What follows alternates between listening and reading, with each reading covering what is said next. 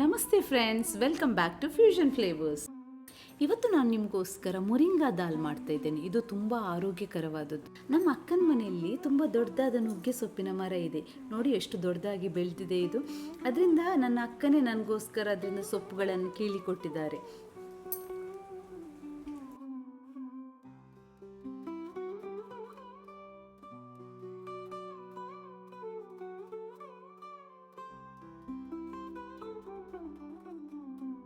ನುಗ್ಗೆ ಸೊಪ್ಪನ್ನು ಬಿಡಿಸೋದು ತುಂಬ ಕಷ್ಟ, ಯಾಕಂದರೆ ಅದರಲ್ಲಿ ತುಂಬ ದಂಟುಗಳಿರ್ತದೆ. ಆದರೆ ಅದಕ್ಕೊಂದು ಸುಲಭ ಉಪಾಯ ಇದೆ. ಇವತ್ತು ನುಗ್ಗೆ ಸೊಪ್ಪನ್ನು ಕೊಯ್ದು ಹಾಗೆ ಇಟ್ಟರೆ ಅದು ನಾಳೆಗೆ ತನ್ನಷ್ಟಕ್ಕೆ ದಂಟಿನಿಂದ ಬಿಡಿಸ್ಕೊಂಡು ಎಲೆಗಳು ಬೇರೆ ಆಗ್ತದೆ.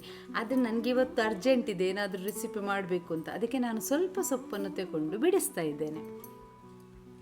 ನಾವೀಗ ಮುರಿಂಗಾ ದಾಲ್ ಮಾಡಲಿಕ್ಕೆ ಒಂದು ಚಿಕ್ಕ ಕಪ್ನಲ್ಲಿ ತೊಗರಿಬೇಳೆ ತಗೊಂಡು ಅದನ್ನು ನೆನೆ ಹಾಕುವ.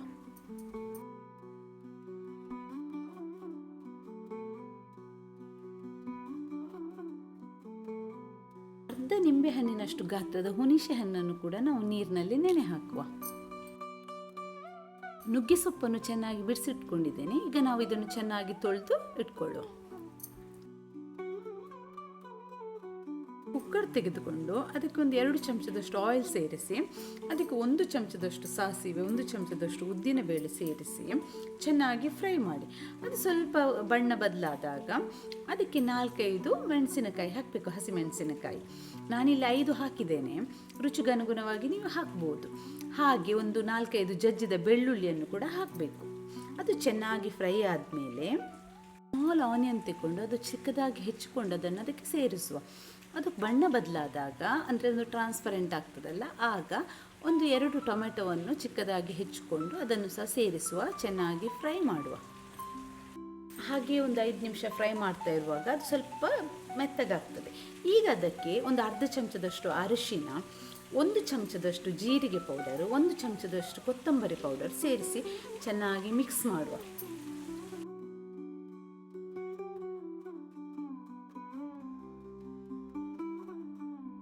ಈಗ ನಾವು ತೊಳೆದಿಟ್ಕೊಂಡಂತಹ ನುಗ್ಗೆ ಸೊಪ್ಪನ್ನು ಕೂಡ ಅದಕ್ಕೆ ಸೇರಿಸಬೇಕು. ಅದನ್ನು ಸ್ವಲ್ಪ ಮಿಕ್ಸ್ ಮಾಡ್ತಾ ಇರಬೇಕು. ಅದು ಚೆನ್ನಾಗಿ ಬಾಡಿದಾಗೆ ಆಗ್ತದೆ, ಅಂದರೆ ಹಸಿ ವಾಸನೆ ಎಲ್ಲ ಹೋದಾಗೆ ಆಗ್ತದೆ. ಅದಕ್ಕೆ ಈಗ ನಾವು ಆಗ ನೆನೆ ಹಾಕಿದಂತಹ ತೊಗರಿಬೇಳೆಯನ್ನು ಕೂಡ ಚೆನ್ನಾಗಿ ತೊಳೆದು ಇದಕ್ಕೆ ಸೇರಿಸಿ ಮಿಕ್ಸ್ ಮಾಡ್ತಾ ಇರಬೇಕು.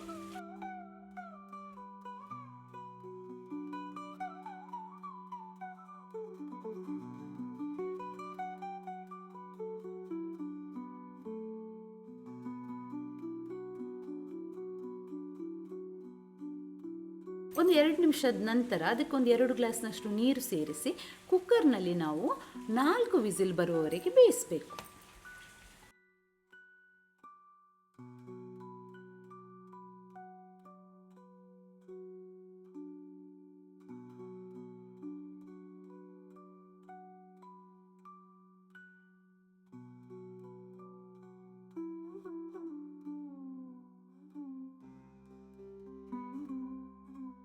ಕುಕ್ಕರ್ನ ಪ್ರೆಷರ್ ಹೋದ್ಮೇಲೆ ಅದನ್ನು ತೆಗೆದು ಅದನ್ನು ಚೆನ್ನಾಗಿ ನಾವು ಮಿಕ್ಸ್ ಮಾಡಬೇಕು. ಬೇಳೆ ಮತ್ತು ಈ ನಮ್ಮ ನುಗ್ಗೆ ಸೊಪ್ಪು ಚೆನ್ನಾಗಿ ಮಿಕ್ಸ್ ಆಗಬೇಕು.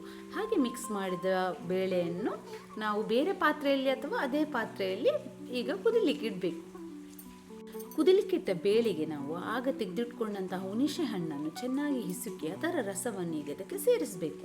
ಮತ್ತು ನಾವು ಈಗ ರುಚಿಗನುಗುಣವಾಗಿ ಉಪ್ಪನ್ನು ಸೇರಿಸಬೇಕು. ನಾನಿಲ್ಲಿ 2 ಚಮಚದಷ್ಟು ಉಪ್ಪು ಹಾಕಿದ್ದೇನೆ. ನೀವು ಬೇಕಾದರೆ ನಿಮ್ಮ ರುಚಿಗನುಗುಣವಾಗಿ ಹೆಚ್ಚು ಕಮ್ಮಿ ಮಾಡ್ಬೋದು. ಈಗ ಅದನ್ನೊಂದು 2 ಕುದಿಯಷ್ಟು ಕುದಿಸಿದರೆ ನಮ್ಮ ಮುರಿಂಗಾ ದಾಲ್ ರೆಡಿ.